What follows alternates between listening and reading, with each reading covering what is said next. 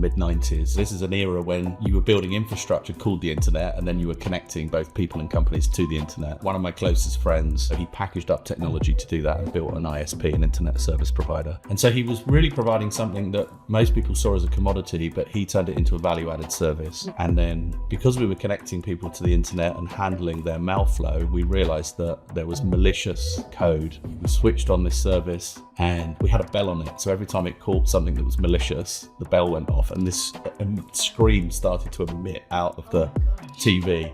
So we're on the phones, get the engineers, switch the bell off, switch it off. Bad actors could now start stealing company information because we're all connected, whereas before we weren't. And this became the first real big European software as a service company called MessageLabs. When we launched it, it was actually a free feature in that bundled solution. So like you can imagine this moment in time that you want every founder to have is that, they create an alpha technology or a beta and they release it onto the internet, and all of a sudden, it's like finding oil. That's a reaction from a customer. They just love the technology that you're delivering for them. You found this opportunity, this problem to solve, where every email user in the world has this problem. Yeah. And then you're faced with, what do you do next? It's a global thing. You've got to figure out how to scale it.